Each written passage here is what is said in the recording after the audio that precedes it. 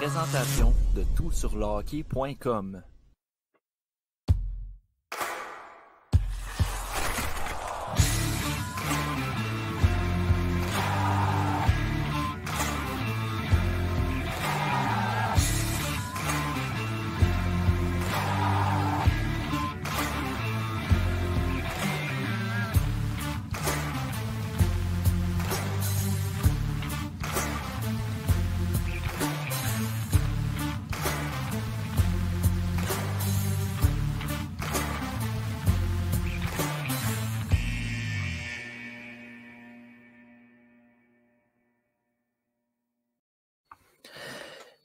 Épisode 49 du TSLH Podcast, et en regardant la vidéo d'introduction, je me suis rappelé, Pascal, que j'ai toujours pas fait de mise à jour de notre vidéo d'intro.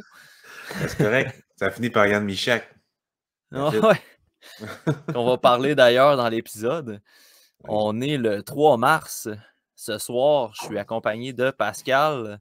On va parler aujourd'hui dans le podcast un peu sous forme de scoutcast comme on faisait avant. On va parler beaucoup de scouting parce qu'on vous prépare un épisode sur le top 10 des meilleurs espoirs du Canadien de Montréal. A priori, je devais en bâtir un, mais finalement, je me trouvais un peu malhonnête de faire un top 10 avec des joueurs que j'avais peu regardés. Puis présentement, je fais des textes sur des espoirs, puis je prends la peine de les regarder pendant mes après-midi pour publier des textes en soirée. Donc, de faire un top 10 complet, je trouvais ça trop complexe. Fait que Pascal en a fait un. On va discuter de ça dans cet épisode-là. Puis avec ceux que j'ai regardés, je vais pouvoir contribuer également là, sur les espoirs. L'épisode est présenté par Barbe Noire. On vous rappelle d'aller liker la page Facebook, d'aller sur le site web pour passer vos commandes. Cette semaine, Pascal, j'ai mangé une poutine avec le lardon de bacon de Barbe Noire. Oh oui. C'était exquis. C'était exquis. Oui, c'est bon. C'est de la bonne bouffe. Oui, monsieur. De la bonne bouffe. Donc, visitez le barbenoire.com pour passer vos commandes en ligne, livrées à votre porte à la maison. Pascal, comment s'est passée ta semaine niveau scouting, niveau couverture de l'actualité ou peu importe? Comment s'est passée ta semaine? Écoute, ça a quand même bien été, je te dirais. Dans le fond, j'ai produit mon texte et ma vidéo de David Jiricek il y a 2 semaines environ, 2 semaines et demie. J'ai fait Ivan Miroshnichenko lundi, publié lundi. Et là, on apprend qu'il a un cancer aujourd'hui. Donc, je suis vraiment triste pour lui, sérieusement. Il a juste 18 ans, on va se le dire. Donc, c'est quand même terrible comme nouvelle. Mais bon, on verra ce que ça va donner au repêchage. C'est sûr qu'il va probablement dropper à cause de ça. Mais c'est pas grave. On va essayer de passer outre dans nos évaluations, puis juste regarder les joueurs. Bref, là, je vais faire Danila Yurov, mais sinon, je me suis vraiment plus concentré sur les espoirs des Canadiens de Montréal pour faire ce fameux top 10 que j'ai publié il y a quelques jours. Et on n'était pas disponible pour enregistrer l'épisode avant aujourd'hui. Donc, j'ai terminé par Caden Goulet dans mes visionnements. Je me suis gardé le petit dessert pour la fin. J'ai bien aimé, sérieusement, globalement, ce que j'ai vu chez les espoirs des Canadiens de Montréal. Il y a peu d'espoirs en ce moment qui déçoivent, selon les attentes, je dirais. Il y en a, la plupart, en fait, les surpassent très, très, très, très beaucoup. Donc, bien content de voir ça. Est-ce qu'ils ont la meilleure banque de la Ligue nationale? Non. Mais c'est quand même... Il y a beaucoup de profondeur. Je suis content. Moi, cette semaine, j'ai appris à connaître des nouveaux espoirs du CH que je n'avais pas regardé, dont Frédéric Descartes, que j'ai publié mon texte aujourd'hui même, là, la journée de l'enregistrement. Agréablement impressionné de ce gardien-là. On aura la chance d'en parler un petit peu ou je trouverai moyen d'en parler pendant le top 10. Mais très content. L'autre chose, moi, cette semaine, ça a bien été, Pascal. On en parlait avant le podcast, mais ça a bien été niveau scouting. Il est arrivé un petit incident heureux, disons. Ouais. En voulant regarder Sean Farrell, je me suis rendu compte que c'est le 18 février, je pense, Oui. qu'il avait joué comme 5 présences. Puis je suis allé voir, puis Sean Farrell qui s'est blessé de façon assez brutale, si on veut. Ouais. Une mise en échec en plein centre en entrée de zone. On pourra en reparler de la séquence, puis on pourra en reparler de Sean Farrell aussi, parce que je suis pas mal sûr que tu l'as dans ton top 10. Du moins, Vers la fin, j'espère. ouais. Sinon, je vais me, sinon, je Vers vais me la fin, vu qu'on questionner y sur. va en... Vers la fin, vu qu'on y va en décroissant. Exact, exact.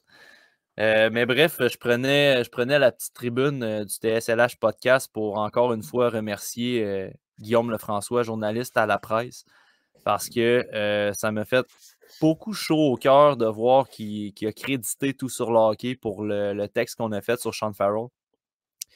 La blessure est sortie le 18 février, puis on a été comme 2 semaines et demie à voir rien, en fait.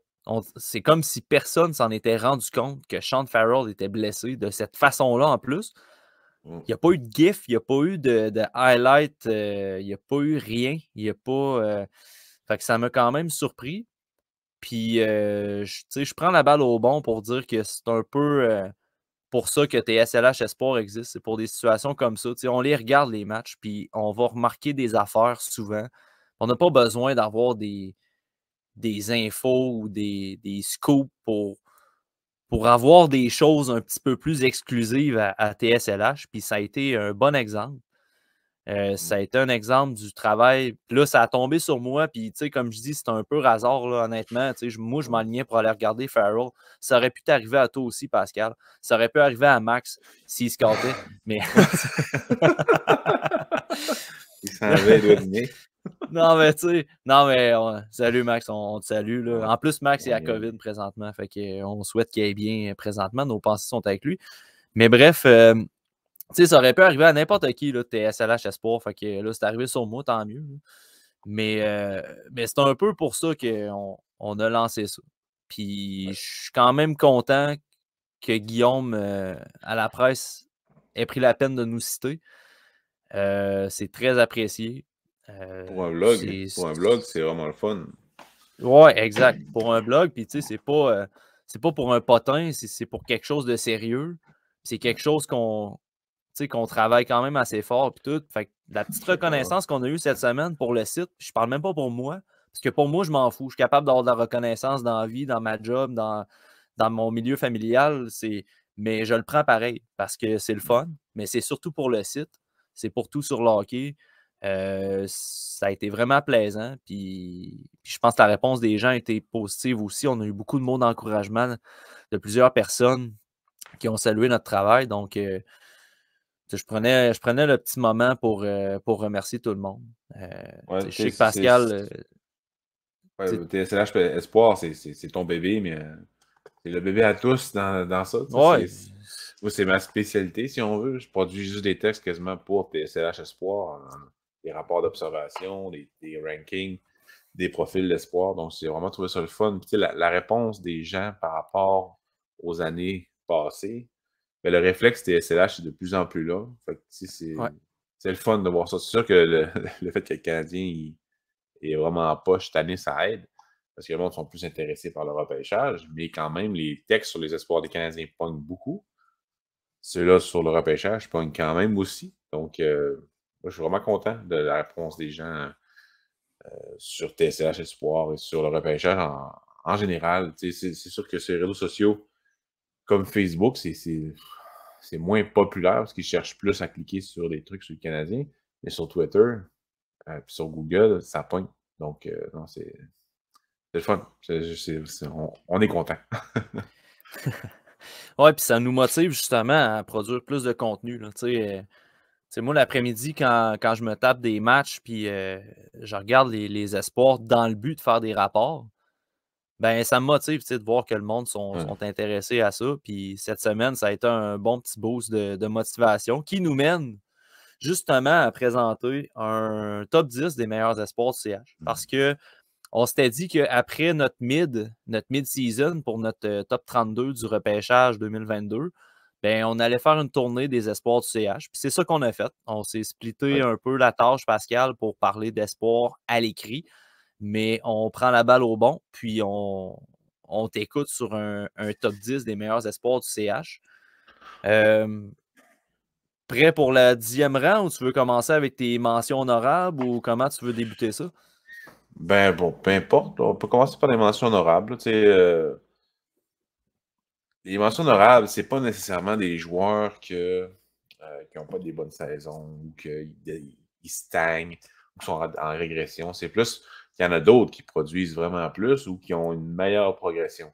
Comme tu sais, Oliver Kapanen, en ce moment, il a joué dans 4 ligues différentes. Il a joué dans la Saria, il a joué dans la Mestis, il a joué dans la Liga et un autre que j'oublie complètement.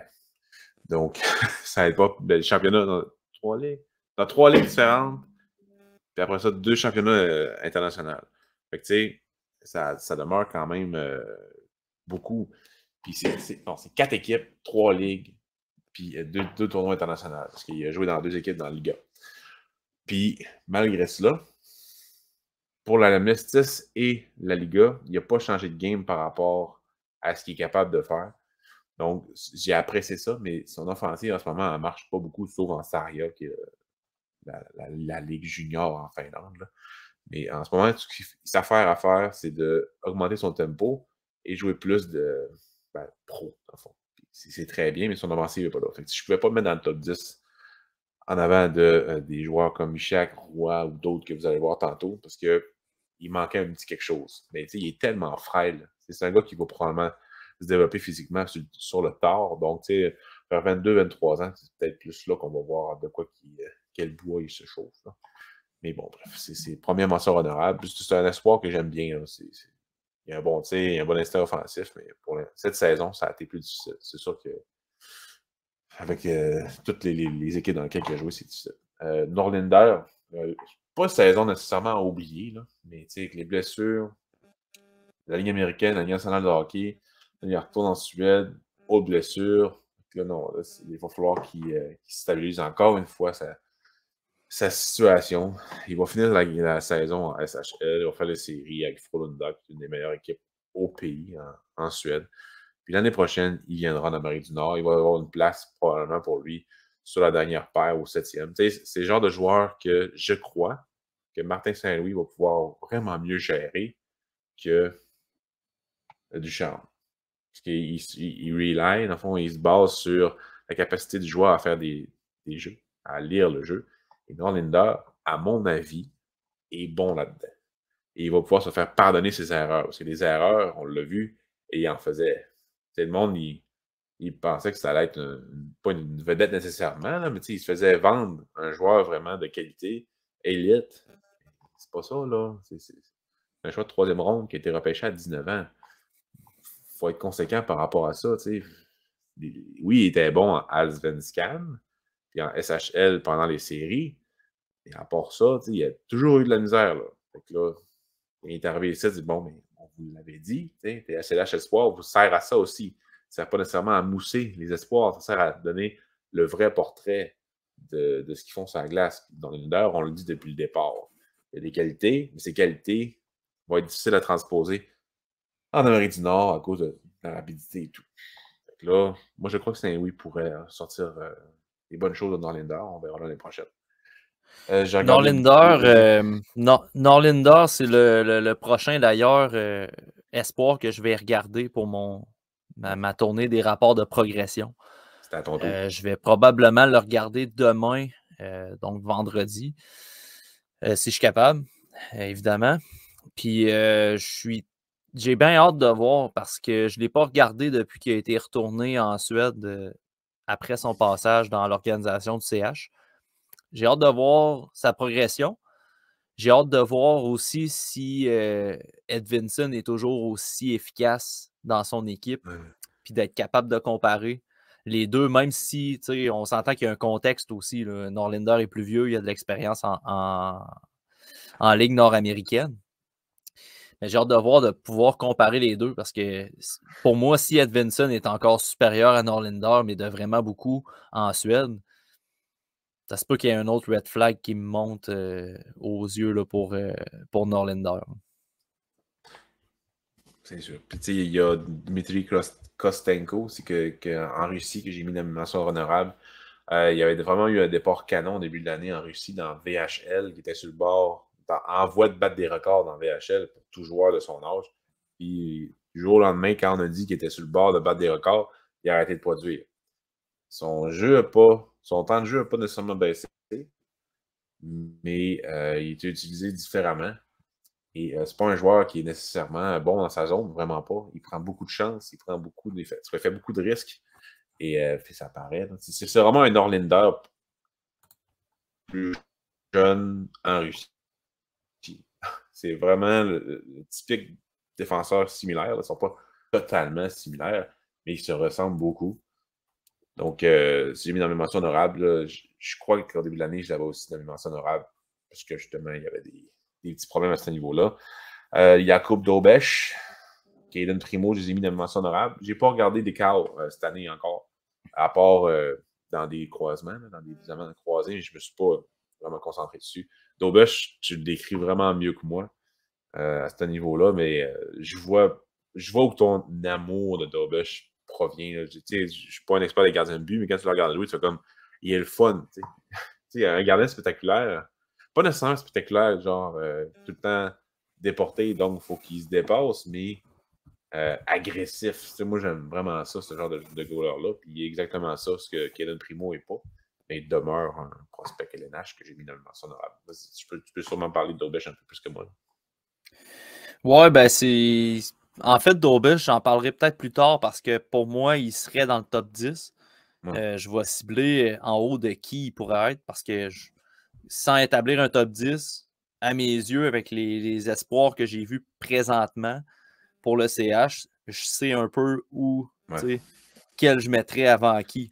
Fait que Okay. j'en parlerai de Dobeš, ça c'est sûr. Pour moi, il est haut, il est pas top 3. Là. Faut quand même être réaliste, mais non, je pense que moi, les deux gardiens de but, j'irais pas jusqu'à dire qu'ils sont plus. J'irais pas Des jusqu'à dire qu'ils sont risers. plus hauts. Ouais, c'est des risers. J'irais peut-être pas jusqu'à dire que Primo est en danger encore. Mais il va falloir que la progression à Primo accélère un petit peu parce que eux sont dans le rétroviseur puis pas à peu près. Là. Ouais. Puis Ouais, je vais expliquer il a pourquoi tellement plus été tard. mal utilisé, Primo. Un peu le même problème sous Bergevin, il a beaucoup d'espoir, mal utilisé, rushé dans le national de hockey. C'est sûr que là, le Canadien, il manquait de goalers. Mais pourquoi tu n'es pas allé chercher un goaler plus rapidement? C'est au moins Gorton et Hughes, ils ont fait le move, là, mais peut-être un peu tard, là, mais il ne faut pas abandonner sur Primo. Là. Moi, je veux vraiment qu'il joue cette année et l'année prochaine dans la Ligue américaine. Je veux même pas de rappel. Joue dans l'américaine, domine l'américaine, puis après ça, on verra. Ben, c'est C'est que ça que j'espère. si on fait, mettons, une petite parenthèse niveau goaler là, chez le Canadien, je trouve que le Wild du Minnesota est un parfait exemple de construction de gardien de but pour le long terme. Tu as Cam Talbot, ensuite tu as Kakkonen, que le prime de Kakkonen va embarquer par-dessus la fin un peu de Talbot, la fin de ses bonnes performances. Puis Kakkonen va aussi embarquer sur le début de Jesper Wallstedt. Fait que moi, j'appelle ça la période tampon. Là. Tu sais, Talbot, c'était un gardien de but à court terme, si on veut. Un B et un C. Là. C'est ça. Wallstedt, c'est ton gardien d'avenir. Entre les deux, tu as un tampon. Kakkonen vient combler ce tampon-là. À Montréal, tu n'as pas ça. Malheureusement, il va falloir signer Allen pour une couple d'années encore quand son contrat va terminer. Parce que sinon, il va falloir ajouter un gardien de but. Parce que le tampon entre Price puis Primo, Descartes et Dobeš, il est énorme, ce tampon-là, présentement. Là. Fait que ça va prendre quelqu'un. Puis c'est pour ça, tu sais, sur Twitter, j'aime ça sortir le nom de Alexander Georgiev. Mais ce serait un genre de gardien de but de même que ça prendrait à Montréal. Un gars tampon qui pourrait faire la job pendant le début de la reconstruction. Puis du moment que l'équipe est prête à tourner le coin, ben là, tu as un des gars du pipeline ou un autre que tu vas chercher par transaction. On ne sait jamais. Mais cette période tampon-là, je trouve qu'elle n'est pas couverte encore par le CH. Puis ça va passer soit par une transaction. Ça va passer par une transaction, une signature au joueur autonome ou la signature de Jake Allen à long terme. Mais présentement, il n'y a personne. C'est peut-être pour ça que le nom de Ilya Samsonov est sorti pas mal des rumeurs. Je comprends pas cette rumeur-là. Je sais même pas d'où c'est que ça a sorti. Puis honnêtement, je trouve que ça fait aucun sens. J'y crois pas. Okay. J'y crois pas non plus, mais il y a 25 ans. Okay, gars tampon, là. C'est le genre de cible comme Georgiev que CH pourrait avoir. Mais je pense pas qu'ils vont aller le chercher. Là. Mais le genre de cible qu'il pourrait y avoir. Donc, c'est sûr que le monde a sauté cette opportunité-là de créer une rumeur. Et bon, bref, on ne commencera pas à prêter des mauvaises intentions aux autres. Alors, mais je suis entièrement d'accord avec toi avec la situation des gardiens de but. Il faut que le monde se rende compte aussi que les gardiens de but qui jouent à 20 ans dans le national de hockey, c'est exceptionnel. Ah oui. Ça arrive quasiment jamais, même 22 ans. C'est tôt en maudit. Des Carey Price, là, ça va être rare en maudit. Là. Sérieusement, il va falloir que le monde se mette ça dans la tête. C'est comme un premier choix overall. C'est pas tous des Connor McDavid. C'est pas à cause que tu n'as pas de Connor McDavid que c'est pas un mauvais repêchage. C'est même affaire avec un goaler. C'est pas à cause qu'il n'est pas numéro 1 à 22 ans qu'il est mauvais. C'est parce que c'est rendu tough en maudit. En tout cas. Fait que, c'est ça. J'ai hâte que le monde s'en rende compte. Mais je parle pas de tout le monde, tous les auditeurs. C'est vraiment du monde ciblé très vocal. Là, fait que, donc, si je continue, Luke Tuck, j'aimais bien, au fond, quand il était repêché en 2020. Mais il stagne cette année. Blessure. C'est pas une utilisation qui est moindre. C'est vraiment lui qui est comme pas capable de trouver sa game encore. Et c'est quand même un bon playmaker. Donc, je m'attendais à ce qu'il transpose quand même son offensive assez bien à NCAA. C'était quand même le cas en début de saison, mais il y a de la misère. Fait que là, c'est une saison tampon. on va revenir souvent avec le mot tampon. C'est une saison d'entre deux, dans le fond, de transition. On verra l'année prochaine là, pour voir sa progression. On n'en abandonne pas. Il reste 3 ans quasiment d'éligibilité avant de le signer. On n'est pas pressé concernant lui. En plus, c'est un gros bonhomme. Fait il prendra le temps qu'il prendra. Le dernier joueur qui te reste, Pascal, je parle rapidement parce que je veux vraiment spécifier. Ça m'a incroyablement étonné de ne pas le voir dans ton top 10. Ouais, ben c'est parce que c'est pas que j'ai la misère à l'évaluer, mais c'est pas un top 4 en défensive. C'est un gars de 20 ans qui domine dans une ligue de gars de 19 ans souvent. Donc, tu sais, je me suis dit, il est très mature physiquement. Donc, ça l'aide beaucoup à avoir une excellente saison. Donc, son offensive qu'on voit en ce moment, je ne sais pas si elle va être transposable au prochain niveau. Donc, je ne l'ai pas mis. T'sais, je me suis fait pas reprocher, mais il me parlait pourquoi Raphaël Harvey-Pinard n'est pas là dans ton top 10. C'est parce qu'un gars de 4e trio, s'il est dans ton top 10, c'est un problème en maudit dans ta banque d'espoir. Fait que je l'adore, mais c'est un gars de chez nous. Mais non, je ne le mettrai pas dans un top 10 des espoirs. Même affaire avec Arbor Jekai. Je le vois plus comme un gars robuste, polyvalent, mais vraiment plus défensif sur une 3e paire. Il a quand même une bonne mobilité, il a un bon tir, mais c'est pas Sheldon Surrey. C'est pas un corps arrière sur une power play. C'est pas un gars qui va monter à la POC d'un bout à l'autre comme Ekblad. C'est vraiment un gars de 3e paire qui a été même pas repêché, qui t'a signé. Donc, c'est vraiment un bon coup du Canadien de Montréal. Bravo aux recruteurs de la OHL et tout le monde qui a travaillé sur ce joueur-là, qui n'a pas joué en 2020-2021. Il avait joué un petit peu en 2019-2020. Donc, bravo à l'équipe de recruteurs pour ça. Sérieusement, je leur lève mon chapeau. Il est très le fun à regarder jouer. N'importe qui, le monde. Parce que c'est l'espoir qui pogne le plus, en fait. Chez Canadien de Montréal, dans nos textes. Là. Quand on produit un texte avec lui, c'est clair que ça pop ses réseaux sociaux. Parce c'est le gars qui joue la game vraiment le fun. Il est tellement indiscipliné. Là.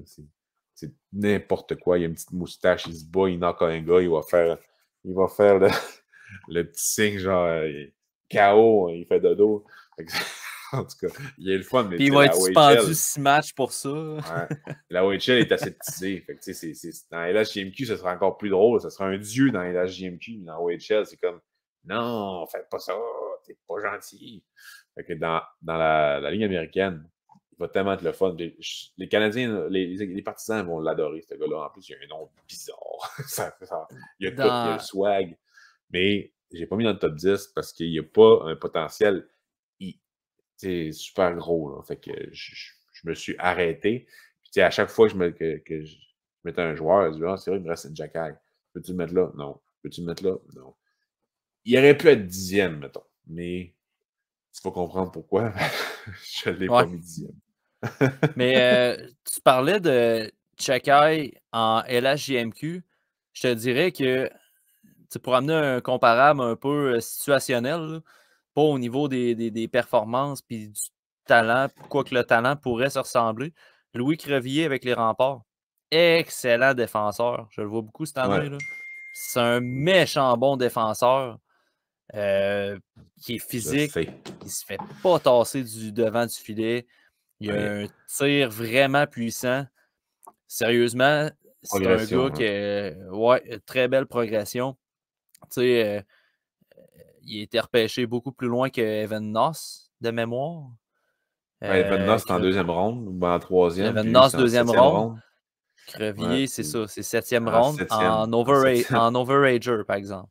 Avec le choix des Canadiens de Montréal échangé à Chicago. Chicago, c'est allé chercher leur choix, puis ils l'ont repêché tout de suite après. C'est ça. Fait que tu sais, c'est tout qu'un défenseur, mais c'est genre de défenseur comme Chekai un peu, là, que tu le regardes, tu sais ce qu'il va te donner, mais sa progression est vraiment intéressante, que tu dis, crème, il peut-tu surpasser, mettons, le potentiel qu'on y prête? Ben, écoute, on le saura dans une couple d'années. Ouais, c'est ça. Top 10, on commence avec un de tes préférés, je pense, Pascal. Oui. Au début de l'année, je l'avais tassé du top 10 parce que l'année passée, il n'y avait eu aucune offensive, que ce soit dans la Ligue américaine ou en République tchèque, là, son pays natal. Mais cette année, ça ressort vraiment plus. Il y avait quand même eu une bonne pré-saison avec les Canadiens de Montréal. C'est un joueur, Yann Michak, qui a un jeu vraiment mature, très pro. Et il transpose bien cette année dans la OHL. Le truc qui m'énervait un peu en 2020 à son repêchage, c'était le fait qu'il jouait tout seul dans son équipe. Il n'utilisait pas beaucoup ses coéquipiers. C'est vraiment moins pire. C'est le gars de confiance de son employeur, de son entraîneur cette année. Il a un bon tir, il participe à l'attaque, il joue en défensive super bien, tout le temps contre Shane Wright quand il joue, puis Shane Wright a de la misère contre lui. Il y a beaucoup de sens qu'on a de la misère contre lui, en fait. Là. Il est super bon, mais tu sais, physiquement, ben, c'est pas un gars super physique, zéro. Il n'a pas un bon pace. C'est vraiment les deux gros problèmes pour lui, le physique et le pace, le rythme de jeu. Mais ça s'améliore. Sérieusement, par rapport à l'année passée et cette année, ça s'améliore. C'est un gars cérébral. C'est ça pour tout le monde. Comme Suzuki, c'est ça son problème. Comme Shane Wright, c'est ça son problème. Et Yann Michak, c'est un gars cérébral. C'est un gars qui pense beaucoup sur la glace. Fait que il joue le système et tout. Donc, des fois, il a ses instincts un peu de côté. Puis, il est plus sur by the book. Donc, c'est sûr que c'est moins reluisant des fois. Mais écoutez, c'est un de mes préférés. C'est pas pour rien. Je vois vraiment du potentiel dans ce jeune-là pour un middle six. Est-ce qu'il va jouer au centre? Peut-être pas assez rapide pour jouer au centre, mais il peut jouer n'importe où, en fait. Fait que, il n'y a pas de problème avec lui. Là. Il peut jouer au centre à l'aile, au centre puis aux deux ailes, puis il demeure très bon. Donc, peu importe où tu le mets, il est bon. Donc, cette année, tu l'as-tu vu jouer? Parce que là, il est avec Hamilton, puis là, il y a Mason McTavish avec lui, il y a Jay Jacky qui est arrivé. Sérieusement, c'est une équipe incroyable encore de jouer. Là. Je l'ai vu par visionnement croisé, fait que je me suis pas attardé à lui. Puis je me doutais que dans notre tournée d'espoir du CH, tu allais assurément le regarder. Fait que je me suis pas nécessairement concentré sur lui. Joueur des Bulldogs d'Hamilton, à l'écran, ceux qui sont en vidéo, je vous mets les stats de Michak cette année. Saison projetée de 40 buts. Pas mauvais. parce que Elite Prospect met, met Ouais. les projected stats La règle de maintenant 3. sur leur site. La règle de 3, la bonne vieille règle de 3. Non, mais 27 buts, 24 passes en 43 matchs pour Michak cette année. C'est assez satisfaisant pour vrai. Je suis bien content de voir que son développement se passe bien. Je pense que tu en avais déjà parlé aussi dans le podcast, Pascal, que l'année passée, il a joué un peu avec le Rocket, il a bien fait. On espérait cette année, en jouant dans la OHL, qu'il allait justement travailler son offensive. Puis je Ouais. pense qu'il est à la bonne place, puis ça va bien à ce niveau-là. Exactement. Puis, tu sais, il réussit à produire comme ça en étant le centre numéro 1 ou en étant le centre qui fait les grosses minutes. Donc, non, je suis très content. Il n'y a pas besoin de scorer 70 buts cette année à mes yeux, là. Je veux juste qu'il travaille sur ses faiblesses et continue sur ses forces.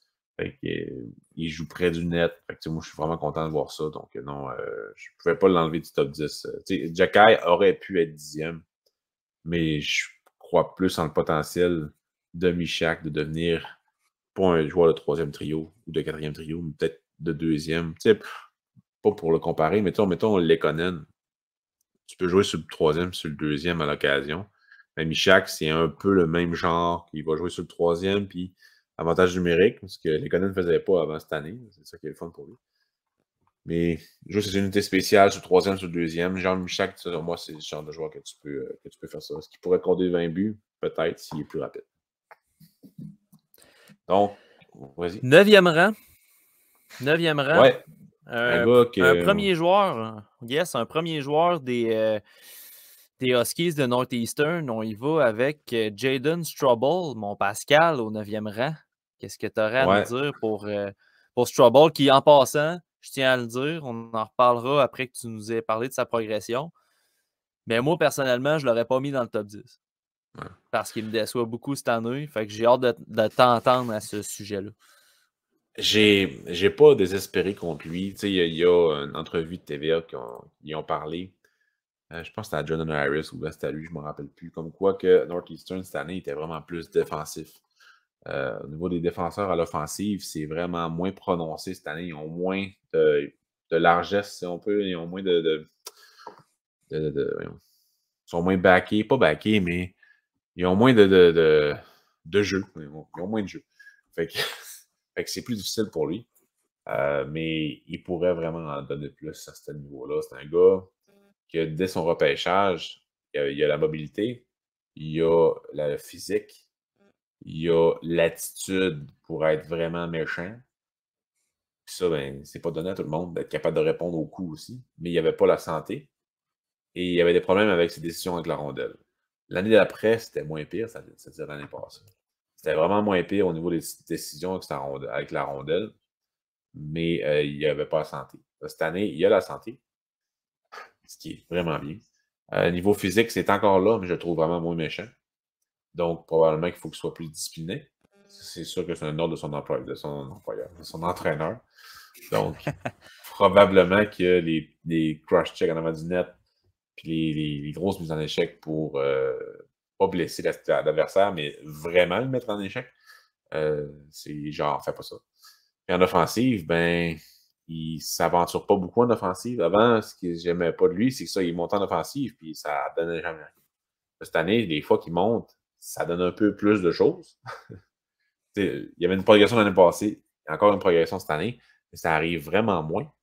Et sur l'avantage numérique, il n'utilise pas son tir. Il devrait utiliser beaucoup plus son tir, qui est quand même lourd, pas super précis. C'est comme un peu à Mario Bros, là. À Mario Kart, c'est comme Wario. Vraiment vite, mais aucune stabilité. Même affaire. Il y a sûrement 2-3 personnes qui vont rire dans les auditeurs. La référence de geek. Ouais. Nintendo, si tu joues à Nintendo, t'es pas un gamer. T'es un geek, oui, là, mais en tout cas. Mais bref. Ma blonde en rirait sûrement, mais elle n'est pas là. Bref. Donc, c'est ça. Fait que son tir, je l'aime bien, mais il est vraiment moins précis que, mettons, Harris. Il a moins de vigueur, mais vraiment plus précis. Il atteint la cible vraiment plus souvent. Donc, son offensive me gêne beaucoup en ce moment. Et je l'ai mis 9e parce qu'il y a quand même encore le potentiel, selon moi, la vision, on verra plus tard. On verra dans la Ligue américaine, mais lui, il va rester une saison de plus dans la NCAA, ça c'est sûr et certain. Donc, soit il va rester dans le top 10, soit il va être tassé l'année prochaine, selon ce qu'il montre au niveau de l'offensive. Mais avec Harris qui part l'année prochaine, probablement que Northeastern va être un peu plus en transition. Donc, j'ai hâte de voir lui, qu'est-ce qu'il va avoir comme job. Là. Mais c'est ça. C'est Harris qui prend tout le temps de jeu sur les occasions offensives. Là, fait que, on verra. On verra. Je te dirais que tout à l'heure, je mentionnais qu'il y avait certains prospects que je voyais au-dessus d'autres. Par rapport, même si j'ai pas fait de top 10 ou quoi de même. Ouais. Moi, Strawball ne serait pas dans mon top 10. Je le mets ex aequo avec Norlinder. Là. Je veux pas faire de chicane. Là. Je veux pas dire Norlinder a plus de potentiel, si ça. J'aime encore un peu plus Strawball pour l'aspect physique qu'il peut apporter, qu'on a moins vu cette année. En regardant Jack Hughes avec Northeastern, je m'attendais à voir Strawball arraché à la tête de tout le monde, c'est la patinoire.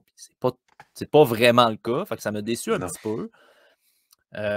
Mais on le sait qu'il est capable, pareil. Ouais. On le sait qu'il est capable, il l'a montré dans les dernières années.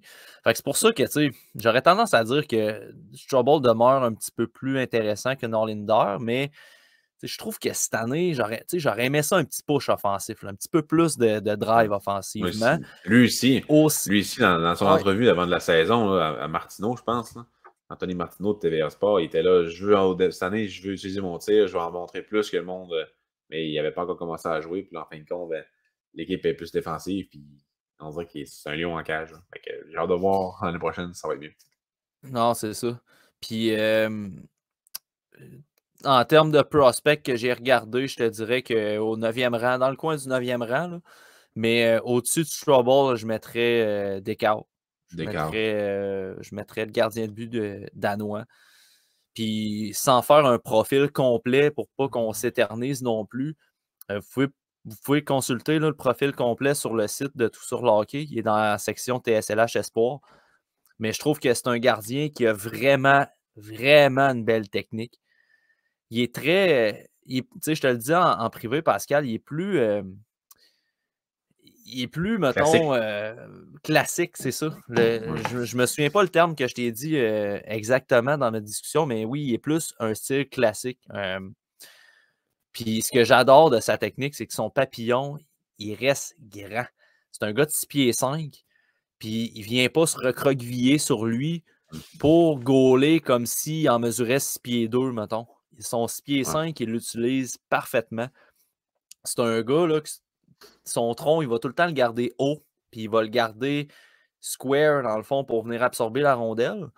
Puis, contrairement, mettons, à Dobush, que lui, Dobush, dans ses mouvements, il va être très explosif, très, très agressif, très mean dans ses déplacements. Lui, là, il va aller chasser la rondelle, il va aller chasser la rondelle, c'est lui qui va aller frapper la rondelle avec son plastron, avec une de ses mitaines ou ses jambières, tandis que Descartes se laisse frapper par la rondelle. Puis ça, je trouve ça vraiment beau. Là. C'est une technique que j'apprécie peut-être plus que Dobush, mais Dobush, à force de le regarder, je pense que ça fait 20 matchs que je regarde de lui depuis qu'il est sélectionné par le CH. J'apprivoise tranquillement son style. Je l'apprivoise puis je l'apprécie de plus en plus, mais c'est un style qui est peu orthodoxe. C'est différent. C'est conventionnel que tu avais dit le mot exact. C'est ça, conventionnel. Dobush, moi, le sentiment, le sentiment que j'ai, pas de potentiel, mais vraiment plus, genre, ce gars-là, il ressemble beaucoup à ce gars-là. C'est Jonathan Quick. Il est moins exagéré dans son puck tracking. Hein. Quick était genre quasiment genre plate des fois en regardant entre les joueurs, entre les jambes des joueurs. Il était Quick était vraiment, vraiment le fun à regarder jouer. Hyper agressif. Et puis Dobush me fait beaucoup penser à Quick. Donc, je ne suis pas un spécialiste, mais c'est ça. On verra bien des cas, je ne l'ai pas encore déjoué, vraiment. Ben, tu sais, gabarit pour gabarit, des fois, Dobush, oui, d'exploser beaucoup, ça l'aide, mais ça y nuit parce qu'il va venir déporter puis il va sortir de son filet, tandis que Descartes, ça y arrive très, très, très peu. Là. Il est rarement déporté. La seule chose que Decals, dans son développement, me gosse un peu, c'est qu'il joue en Allsvenskan, qui est une ligue correcte, sans plus. Ouais. Puis, il goal à peu près aux 3-4 jours, des fois 2 jours d'espace. Mais je trouve que sa charge de travail, au niveau du nombre de matchs, puis au niveau du nombre de matchs de qualité aussi, n'est pas encore assez élevé pour dire que son développement est avancé. Contre la Russie aux Jeux olympiques, il a gaulé une solide game. Il était vraiment bon. Mais tu sais, l'échantillon de matchs vraiment importants où il est occupé contre des bonnes équipes, il est peu élevé. Tandis que Dobush, il goal 2 games en une fin de semaine. Il goal samedi, dimanche. Si la première game, il a donné 3 buts sur 40 lancés, le lendemain, il va en donner 1 sur 50. Ça n'a aucun sens comment ce gars-là, il est athlétique. C'est fou. Là. Fait que c'est pour ça. Fait que bref, Descartes, moi, je le mets au-dessus de Strawball présentement dans les espoirs du CH. Quand même, ça ferait un bon texte. Ça pognerait Ouais. sûrement. Mais Descartes, en Allsvenskan, moi, ce qui m'énerve un peu pour les gardiens de but, c'est qu'il n'y a pas de trafic en avant du net. C'est vraiment soft. C'est des grosses patinoires. Donc, pour les gardiens de but, c'est ce qui m'énerve le plus. Mais pour les passes latérales, c'est vraiment, vraiment bon. C'est pour les gardiens de but. Là. Au niveau de l'offensive, les passes latérales puis les jeux de finesse, c'est là. Même si les joueurs ne sont pas super bons. Là. Et pour vraiment le puck tracking, comme tu dis, puis les écrans, puis le gars là, des fois, il faut qu'il gagne sa place dans son net. Mais c'est moins là à 24. Puis tu vois, par rapport à ça, Pascal, Descartes est quand même assez bon avec des écrans devant lui. Parce qu'il a un bon puck tracking, puis son positionnement, sa façon de se mettre en position est efficace, en position papillon. Puis je terminerai avec le point d'écart avant de sauter au 8e rang. Un gardien qui a une technique comme ça, qui a des déplacements fluides, smooth, puis qui est rarement déporté, qui est capable de rester gros devant son filet, puis qu'en plus, il y a une bonne mitaine de même, moi, ça m'a conquis. Là.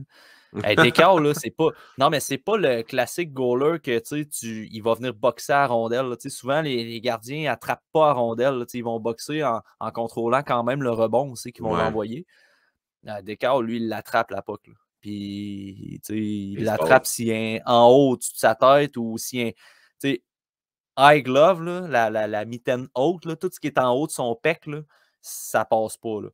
Un petit peu plus de misère des fois avec la mitaine plus basse, les tirs plus bas, mais c'est pas dramatique. Ça arrive, c'est arrivé quelques fois dans les matchs que j'ai regardés, mais c'est pas dramatique. Souvent, son papillon vient complètement combler le trou, fait que c'est vraiment pas si grave que ça. Mais c'est souvent le problème avec ceux-là qui pratiquent le style papillon, parce que le premier réflexe que tu as, c'est de mettre tes jambières à terre, puis après ça, bouger tes bras.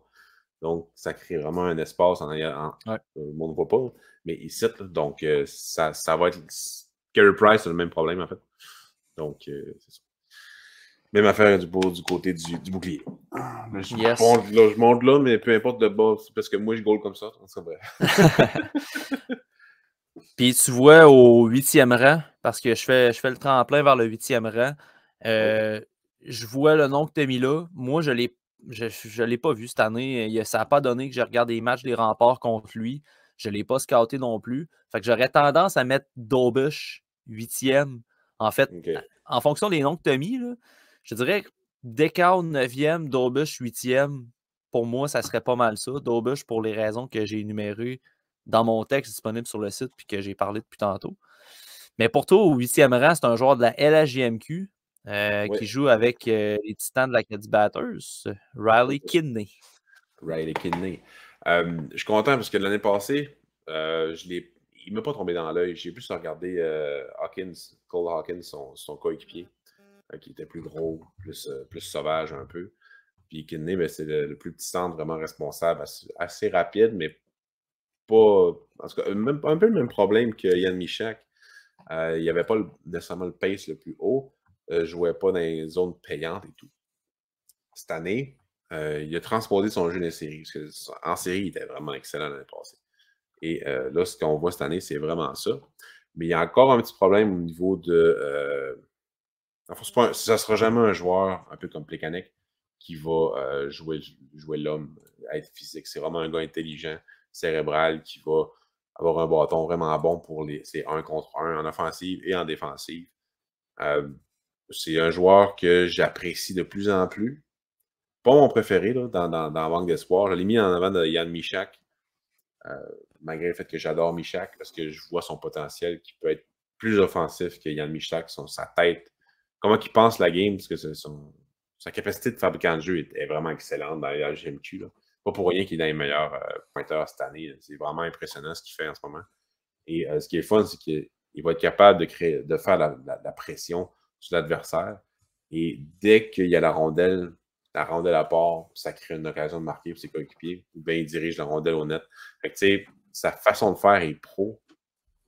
Un judicieux mélange de pro et junior là, dans ce qu'on voit en ce moment, puis j'aime bien ça, sérieusement. Son coach, je suis sûr, je ne l'ai pas parlé, je suis sûr et certain qu'il adore Riley Kidney et qu'il le voit dans sa soupe d'avant souper les jours de match. Sérieusement, il est vraiment bon. J'aime bien Hendrix Lapierre aussi avec les Titans, avec le Titan, mais Kidney rend de fiers services à cette équipe-là, puis il va les aider à aller loin en série, j'espère. Et 54 points. Ouais. 54 points en 38 matchs. L'année passée, il a fait 17 points en 9 matchs en série. Fait qu'on peut s'attendre à des grosses playoffs pour lui cette année, d'après moi. Là. Ouais, ben, il joue tellement. Hein, il est tout à sa glace. Là. La moitié de la game, il est sur la glace. C'est sûr que ça aide. Là. Il va jouer contre les meilleurs trios adverses. Il est capable de faire ça. Donc, vraiment content de lui. Je n'ai pas encore analysé les statistiques de la LHJMQ. Parce que ce que je fais pour mes profils vidéo à cette heure, c'est que je vais analyser un peu plus les comparaisons en joueurs au niveau statistique. Pas la production, mais gagner des batailles, faire des takeaways, des giveaways, des revirements et tout. Mais je vais aussi regarder la production des joueurs par rapport à quelle équipe elle se fait. Mettons, Riley Kidney, est-ce qu'il produit plus contre les meilleures équipes ou bien les moins bonnes défensives? C'est quelque chose que je vais regarder là, dans les prochaines semaines. Puis je vais probablement faire des textes là-dessus pour le Canadien, pour les espoirs des Canadiens en mai. C'est quand je vais être tanné un peu de repêchage, je vais probablement travailler là-dessus. Good. 7e rang, on est toujours dans la LHJMQ. Oui. Le meilleur marqueur du circuit Courtois. Et j'ai nommé le vol du dernier repêchage. Joshua Roy du Phoenix de Sherbrooke. Un autre bon coup des recruteurs des Canadiens de Montréal, je crois. Là. Parce que, tu sais, moi, je l'avais en 70-71e rang, je crois, au début de la 3e ronde. J'aimais pas son pace, j'aimais pas. Je le dis beaucoup, mais c'est important pour moi, quelqu'un qui arrête jamais. Lekonen, c'est un gars qui a vraiment beaucoup de pace. Puis Joshua Roy, pour vous m'en donner, c'est quoi? Donner un exemple, c'est quoi avoir un pace, là? Avoir du pace, c'est Lekonen. Joshua Roy, il n'y avait pas ça. C'est un gars cérébral, je l'accorde, oui. Mais avec les Sea Dogs, c'était frustrant de le voir jouer parce qu'il a un bon shot, il a une bonne vision, il a un bon patin, il est capable de se replier, de gagner ses batailles, mais il ne faisait rien avec les Sea Dogs. Son essai de travail avait l'air vraiment mauvaise, même si j'ai vu sur Twitter pas longtemps que c'est un gars qui s'entraînait beaucoup. Ouais, mais sa glace, non. Parce que ça ne m'intéressait pas à ce niveau-là. Puis là, il est arrivé avec le Phoenix l'année passée, ça a vraiment mieux été. Je crois que c'est un meilleur environnement pour lui, il fitait plus avec lui. Il a été repêché par les Canadiens en 5e ronde, je me souviens bien. Puis il a décidé de perdre, de travailler en gymnase. Il a perdu une vingtaine de livres, je crois. Là. Donc, c'est sûr que ça aide au niveau du cardio et tout. Puis cette année, ben, il domine à la HMQ. Il est vraiment le fun d'avoir joué. Il y a trop de finesse. Là. Sérieusement, il y a trop de finesse. Il devrait tirer un peu plus au net. Là. Et c'est pour ça que je l'ai mis 7e et non pas 6e dans ma liste. Allez voir c'est qui 6e. Mais écoute, ses entraîneurs l'adorent. Donc, comment tu peux pas adorer quelqu'un qui a 74 points en 38 matchs, dont 26 buts, qui s'enligne sur une saison de 128 points? J'ai hâte de voir en série, parce qu'il n'a pas encore joué dans la SGMQ en série cette année, mais j'espère qu'ils vont aller loin. Puis c'est le genre de joueur, d'après moi, qui va être capable de bien ressortir en série. Là, parce que justement, il est vraiment dominant, puis il joue avec Xavier Parent, qui est vraiment bon cette année, qui fait tout un peu. Je te dirais que c'est ça mon point d'interrogation. C'est pas un knock sur Joshua Roy, mais pas en tout. Je pense qu'il faut rendre à César ce qui lui revient. Je l'ai vu contre les Remparts, Roy, puis je l'avais vraiment trouvé bon. C'est difficile de dire l'inverse. Puis avant le match, puis aux entractes, je regardais des shift by shift aussi de Roy pour voir si la game que j'avais devant mes yeux différait des autres matchs à travers la ligue. Fait que je ne voulais pas me laisser biaiser par un seul match. Bref. Ouais. J'ai très hâte de voir l'année prochaine. Je pense que l'année prochaine va être une saison plus révélatrice pour Joshua Roy parce qu'il n'y aura plus de parents avec. Puis moi, ce que je trouvais de Roy, c'est que Parent, dans son style de jeu, c'est un driver, c'est lui qui rentre par le centre, c'est lui qui installe l'offensive, c'est le puck carrier, souvent il est utilisé pour ça. J'ai hâte de voir sans lui comment il va produire. Puis je veux pas faire de pronostic rien. Puis c'est vraiment pas pour dire que Roy est bon à cause de Parent, mais pas en tout. Mais j'ai juste hâte de voir. Ça va être plus révélateur, je pense, l'année prochaine. Dans le cas de Roy, au niveau de sa progression dans la LHJMQ. Ben, ce qui est bien, tu sais, il va avoir 20 ans. En fait, sa saison de 19 ans. Donc, tu sais, c'est sûr qu'il va dominer. Selon moi. Ah, il y a des bonnes chances. Ben oui, Puis je pense pas qu'il va faire plus d'offensive que cette année. Mais s'il démontre qu'il est capable de j'ai hâte de driver, voir, c'est là que je m'en allais. Ce que j'ai hâte de voir, c'est même pas le nombre de points qu'il va faire l'année prochaine. Je m'en fous des points. Honnêtement, ça me dérange pas. Il y a plein de scoreurs de 100 points dans la Ligue junior majeure du Québec qui sont même pas capables de faire la Ligue nationale. Là. Fait que, à un moment donné, les points, faut pas trop s'y attarder. Moi, je veux voir l'année prochaine comment Joshua Roy va dominer dans la Ligue. Comment Joshua va dominer dans la LHJMQ. C'est ça que je veux voir. Est-ce qu'il va être capable de la driver, l'offensive, lui-même? Est-ce qu'il va être capable d'être un leader dans son équipe? Je pense que cette année, ça peut être le cas. Je ne connais pas assez bien.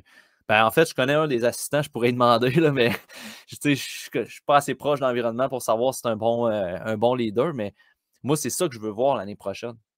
Les points, là, c'est une chose. Mais comment Josh Roy va dominer l'année prochaine? C'est ça que j'ai hâte de voir. Je suis d'accord avec toi. En tout point là-dessus, là, sérieusement. Puis, tu sais, des fois, les joueurs de talent, ce qui est tannant, quand ils jouent dans des équipes qui sont en transition, c'est que quand ils ne jouent pas avec des bons joueurs, parce que quand tu es un joueur de hockey, tu sais quand tu joues avec un bon joueur. C'est le fun de jouer avec des bons joueurs. Donc, je ne sais pas s'il va. Tu sais, ça reste un jeune joueur. Là. Donc, je ne sais pas si il est vu qu'il n'y a plus de parents, puis il va jouer avec des joueurs un peu moins bons. Je ne sais pas s'il va avoir un problème de motivation, genre.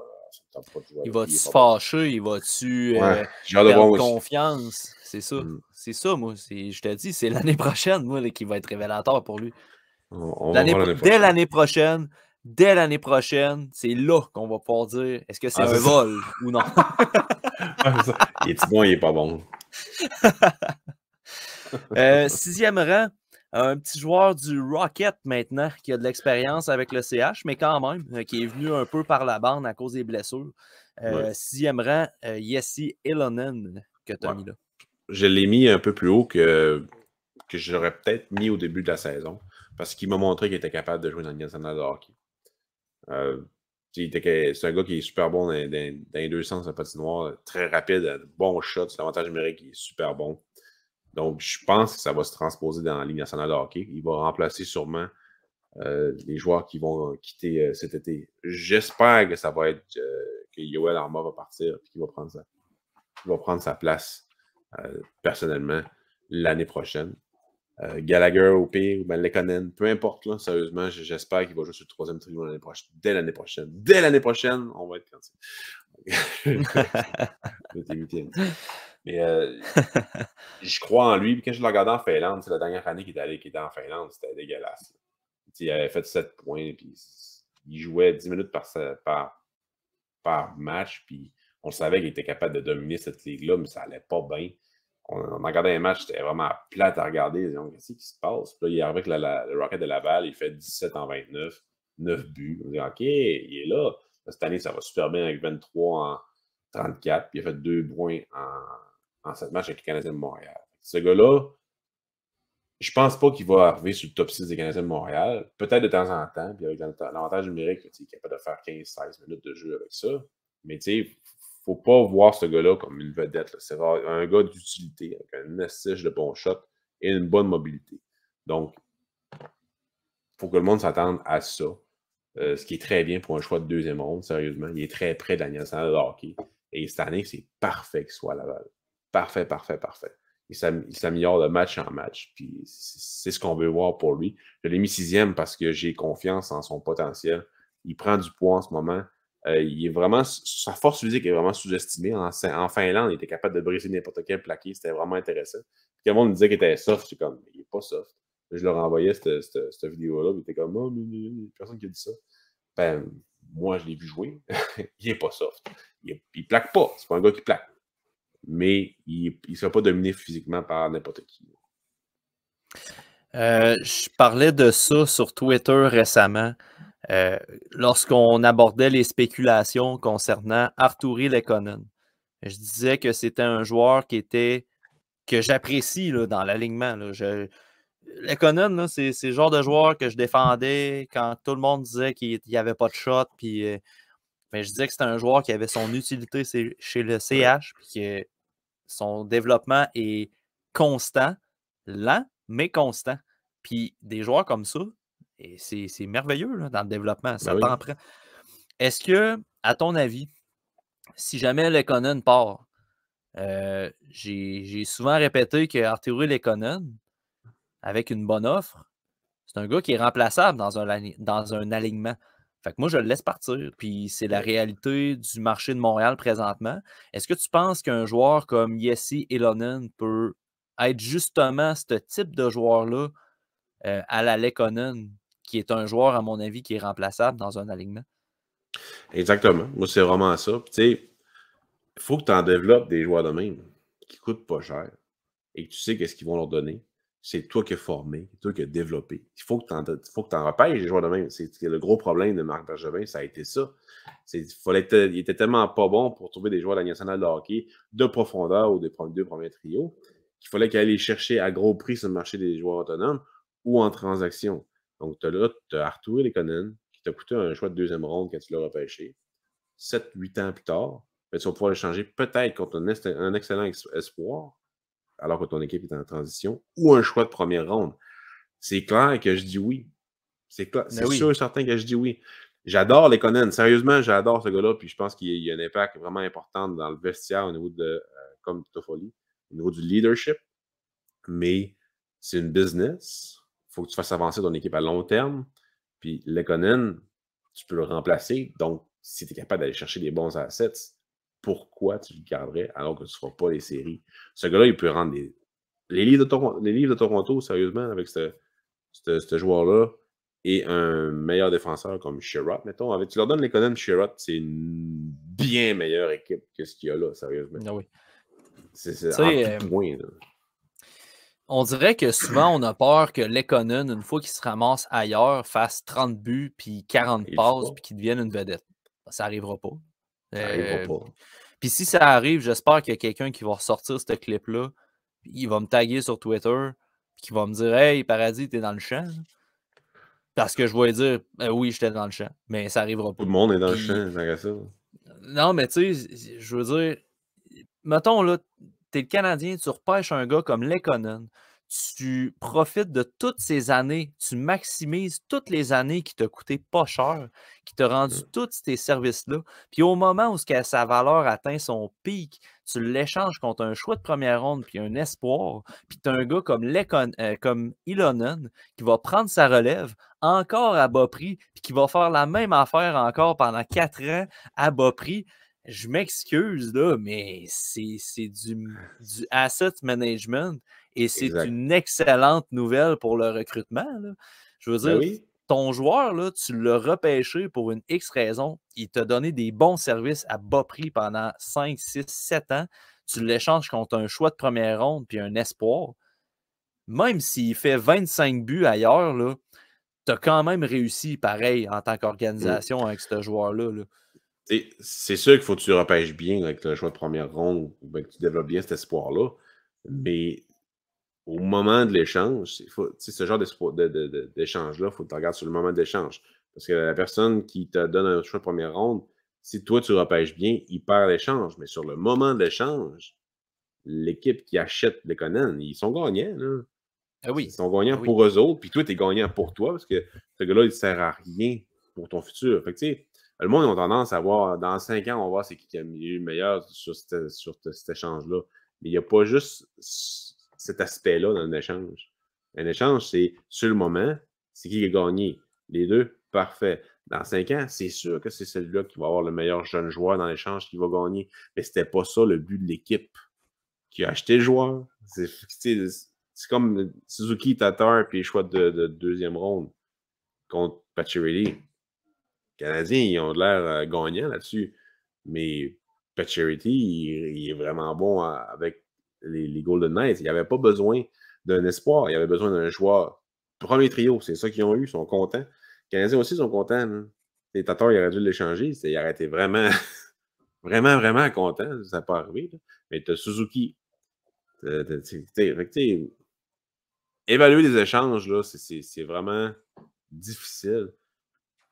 Puis souvent, mais c'est mal fait, je trouve. C'est vraiment fait avec une intention derrière, puis ça m'énerve. Mais bon.